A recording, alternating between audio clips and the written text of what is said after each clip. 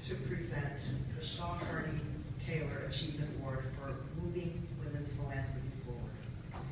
This award was first presented to the Lilly Family School Symposium in 2008, and it is named in honor of the leadership of two very visionary women, Sandra Shaw Hardy and Martha Taylor, who really were the first people to see the true potential of women's involvement in philanthropy long before it became a trend or a strategy to enrich the philanthropic table. They created an organization to advance women's philanthropy, which evolved into the Women's Philanthropy Institute, now housed at the IU Lilly Family School of Philanthropy. I can't say that school enough. It's such a great, great name. Their publications continue to inform the field.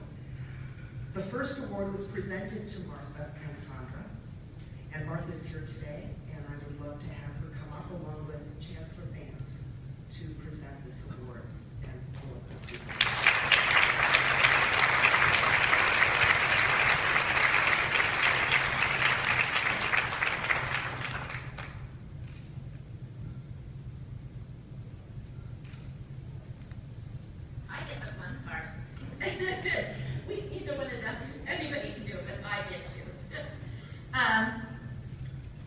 It is such an honor and a pleasure to be here today to recognize and to celebrate a risk-taking leader, an advocate for causes that are not always popular, and a woman who is part of a genuine philanthropic team.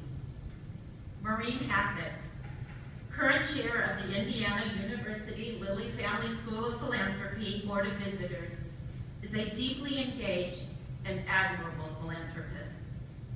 We are very proud to present her with the 2014 Sandra Shaw Hardy Martha Taylor Achievement Award for moving women's philanthropy forward in profound and visionary ways. Maureen, her husband and philanthropic partner, and their entire family are longtime passionate advocates for mental health and well-being. Their support of the Menninger Clinic in Houston stems from gratitude for the care of family members have received there through the years. Maureen is currently chair of the Menninger Clinic Foundation and has served several other mental health nonprofits throughout the years. Her volunteer leadership reinforces the research that indicates women direct their philanthropy toward causes about which they are passionate, for which they have a personal connection, and where they can witness the difference their support makes. Maureen and her family illustrate what Jackie and Julie shared with us yesterday about transformational philanthropy and how to leverage all of your own resources to become change makers. For instance, the Hackett's organize leaders within the Houston community, corporations and insurance companies to support equal health insurance for both mental and physical health with great success. Maureen is also focused on bringing philanthropy to other parts of this country and the world. She brings a laser focus, deep commitment, and passion to her role as chair of the Indiana University Lilly School of Philanthropy Board of Visitors. Her volunteerism and leadership are boundless, serving nonprofits in Houston, Nantucket, Indianapolis, and many points in between. Today, we in particular celebrate another bold, visionary step that Maureen has taken. As we present Maureen with the Shaw Hardy Taylor Achievement Award, I call particular attention to Maureen's generous gift to create the world's, or as I say, universe's, first endowed chair in women's philanthropy, namely the Eileen Lamb O'Gara Chair in Women's Philanthropy at the Lilly School of Philanthropy.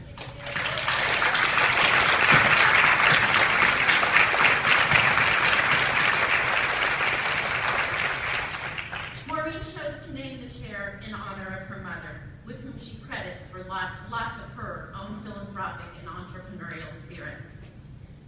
Eileen Lamb O'Gara, mother of 9, entrepreneurial businesswoman who dedicated her life to helping and caring for others, leveraged in her late 50s, still time, her organizational skills in managing a household into a successful career.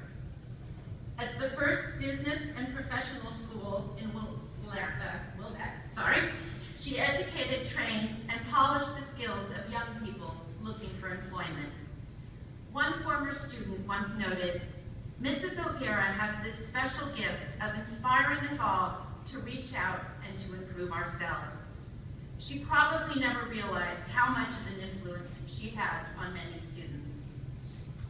In endowing the Eileen O'Gara Chair, Maureen has solidified the field of study around gender and philanthropy. She has deepened our roots and created a strong foundation from which research about gender differences in women's philanthropy will redefine the philanthropic landscape. Through the Endowed Chair, Maureen challenges all of us every day to undergird our work with substantive research, to connect research to practice, and to engage fully women in the meaningful work of improving our world. Like her mother, Maureen's special gift in inspiring all of us is to reach out and improve the world around us. This morning, we recall the warmth and generosity of spirit of Maureen's mother, Eileen Lamb O'Gara, and recognize Maureen's daughter, Kelly, who is with her today. Kelly, if you and your mother would please come to the podium, we will present the award.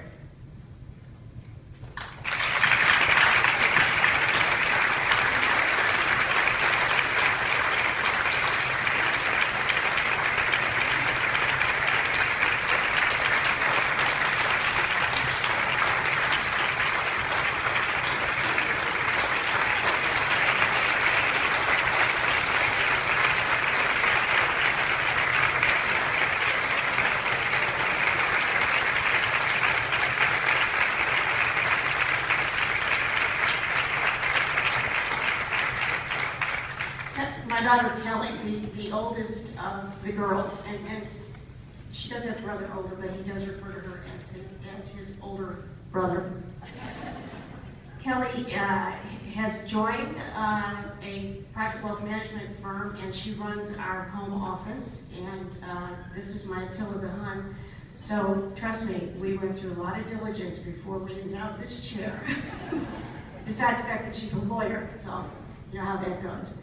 I'm honored today to receive this, and I honor all of you for what you do in caring for the humankind that we all live in this fabulous world with. My mother was a unique individual.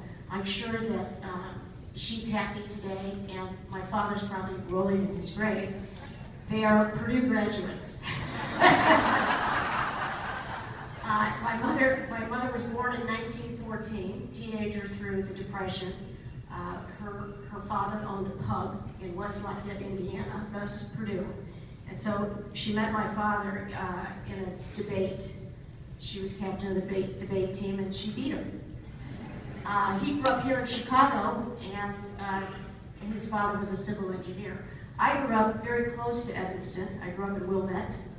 My first volunteer position was a candy striper at Evanston Hospital.